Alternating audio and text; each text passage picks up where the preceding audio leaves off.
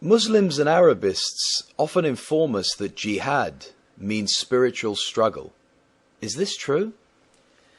The word jihad in the Arabic language has its root in jahada, which does mean struggle, endeavor, or strive. Unfortunately, those who explain it in spiritual terms are deliberately deceiving and misleading the public about its actual meaning, based entirely upon the Arabic language of the Quran and the Hadith.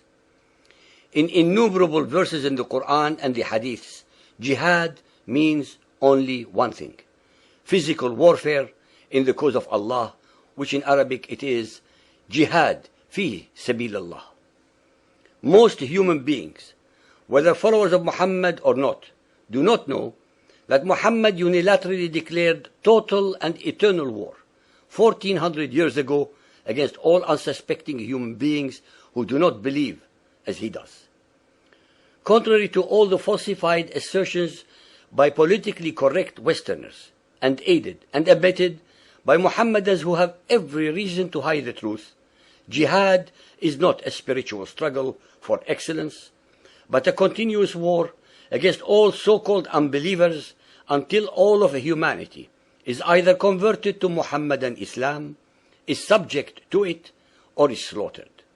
In fact, among Muslim scholars, it constitutes the unwritten sixth pillar of Muhammadan Islam.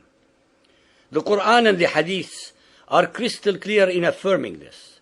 The Quran and the Hadith contain hundreds of verses attesting to and asserting this dogma. Not once in the Quran can anyone find the word jihad mentioned by itself and meaning spiritual struggle. All the derivatives of the word jihad in the Quran and Hadith represent acts of war and aggression to spread the belief in Allah and in Muhammad as the messenger of Allah. To be able to indoctrinate any human being, to be so prepared as to willingly die for a faith, thus becoming a martyr, shaheed, who would be rewarded with eternal sexual, sensual, and carnal pleasures in the afterlife than in life on earth, should be considered among the most diabolical weapons of war ever conceived. In such a war, very little mercy could be shown to the enemy until it is totally subdued, converted, or exterminated. This ideological weapon has been used throughout Islamic history, both against the infidels as well as against other unbelieving sects of Islam. In all of the Quranic verses, as well as in the Ahadith, jihad is invariably associated with the physical warfare and fighting, and not as a spiritual striving for a higher morality and or discovery of self. In the tradition of Muhammadan Islam, the world is divided into two major parts. Number one, Dar es-Salam, which is the territory of peace. They comprise territories completely under the control of Muhammadan Muslims, al-Mu'mineen, that is the believers, which is made up of two components. A, Dar al-Islam, which is territories with a majority of Muslim peoples. B, Dar al-Sulh, territories with a non-Muhammadan majority occupied and under the protection of the Muslims. And the second part is Dar al-Harb, which is the territory of war. All territories in the world that are not under the control of Muhammadans are considered to be in the hands of the alleged kuffar, i.e. non-believers, and consequently are fair game for attack, despoliation, rape, and subjugation to Islam. In reality, there is no secular war in Muhammadan Islam, because from the very beginning of the Muhammadan Islamic polity, war and aggression were the means by which Muhammad and his followers built up their empire. Jihad became a perpetual holy duty of warring against all infidels. That is a continuous war of aggression against all those who do not believe as they do in Allah and His Messenger Muhammad. These wars were not in defense of Islam, but to gain territory, economic wealth, slavery, booty, rape, and plunder. Converting these peoples to Islam was last on the agenda of Muhammad's followers, but became a very important byproduct of these wars of aggression.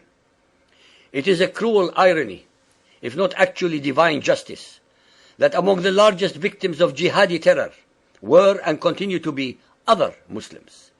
Each side of the conflict between two or more of the warring Muslim factions or sects accuse their opponents of kufr and or unbelief, turning them into enemies of Allah and hence subject to divinely sanctioned destruction.